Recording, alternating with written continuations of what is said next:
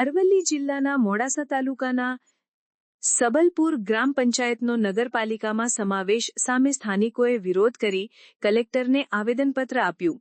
ગુજરાતની કેટલીક ગ્રામ પંચાયતોને નજીકની નગરપાલિકામાં સમાવવાના ચાલતા સરકારના અભિયાન અંતર્ગત કેટલીક ગ્રામ પંચાયતોએ પાલિકામાં જોડાવાનો વિરોધ કર્યો છે। ગુજરાતની કેટલીક ગ્રામ પંચાયતોમાં છેલ્લા કેટલાક સમયથી વહીવટદારોનું શાસન હતું, ત્યારે સરકાર દ્વારા નવી ચૂંટણી યોજવામાં આવી। નવા સરપંચને 2-3 મહિના જ થયા છે, ત્યાં જ સરકારે સાબલપુર ગ્રામ પંચાયતના 4 ગામને નગરપાલિકામાં સમાવેશ કરવા બાબતે પંચાયતના મહિલા સરપંચ કૈલાસબેન, માજી સરપંચ છગનસિંહ સોલંકી, આગેવાન રામસિંહ પરમાર, તમામ સભ્યો, આગેવાનો, મહિલાઓ સહિતના લોકોએ અરવલ્લી જિલ્લા કલેક્ટર કચેરીમાં આવેદનપત્ર આપી ન્યાયની માંગ કરેલ છે અને જણાવ્યું છે કે છેલ્લા 3 વર્ષથી વહીવટદારોનો રાજ કરતાને પ્રજાએ ચૂંટીને 2 મહિનાથી ગ્રામ પંચાયતમાં મોકલ્યા છે, તેમને હવે ગ્રામજનોની સેવા કરવાનો લાભ આપો। સબલપુર ગ્રામ પંચાયતને નગરપાલિકામાં સમાવેશ ન કરવા બાબતે અગાઉની ગ્રામસભા મારફતે સરકારમાં ઠરાવ કરીને રજૂઆત કરેલ છે। કલેક્ટર કચેરીમાં આવેદનપત્ર આપી વિરોધ દર્શાવી સરકારે અગાઉ જાણ ન કરીને સરપંચની ચૂંટણી બાદ આ ખોટો નિર્ણય રદ કરવાની માંગ સાથે જિલ્લા કલેક્ટર કચેરીમાં વેદના વ્યક્ત કરી ન્યાયની માંગ સાથે સરકારમાં રજૂઆત કરી હતી। અમારા ગ્રામ પંચાયતના વિસ્તારના લોકોને આજ સુધી કોઈ આ બાબતે જાણ કરવામાં આવેલ નથી। અમે આ અગાઉ પંચાયત તરફથી ઠરાવ બી કરેલા છે કે ભાઈ અમારે નગરપાલિકામાં જોડાવું નથી, અમારો વહીવટ પંચાયત ઠરાવ પણ આપેલા છે, પણ આ લોકોએ વટહુકમ વાપરી અમારી પંચાયતની એ કરેલી છે।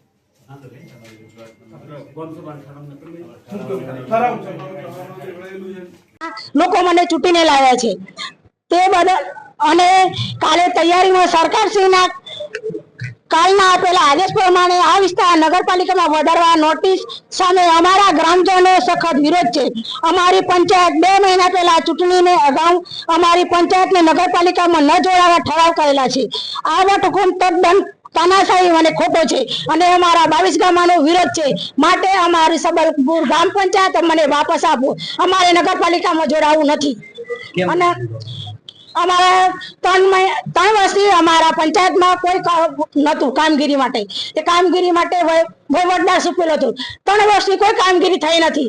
પબ્લિકોની માંગ હતી કે આ અમારા કામો કરો, તે અમે જે ચૂંટીને આવ્યા તે વખતે અમે પબ્લિકના વાયદા લીધેલા છે, તે વાયદા અમે 2 મહિનામાં કેવી રીતે પૂરા કરીએ? અને 2 મહિનાની અંદર એમને જો ચૂંટણી કરવી હોત તો અમને નોટિસ આપવી પડે। ક્યારે નોટિસ આપી? કશું નથી આપ્યું અમને। ડાયરેક્ટ મને એમ કહેવામાં આવ્યું છે કે તમે અમારે નગરપાલિકા હવે કબજો લેવા આવ્યા છે। આ તાનાશાહી તો અમને મંજૂર નથી। 22 ગામનો અમારો વિરોધ છે। વહીવટદાર હતા ત્યારે 22 ગામની કોઈ પણ કામગીરી થઈ નથી। 22 ગામમાં એટલી ગંદકી છે કે તમારા હાલ જોવું હોય તો કલેક્ટર મારા જોડે આવી અને હું બતાવવા તૈયાર છું ગામોની હકીકત।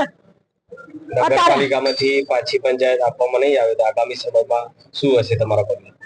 અમારા પગલે અમે ગામના જે કામો અમે જે લીધા છે એ બધા પૂરા કરીને આપવાના છે। અમારા વાયદા લીધેલા છે લોકોનો, એ વાયદા અમારે પૂરા કરવાના છે, એટલે અમે નગરપાલિકામાં નહીં આવી।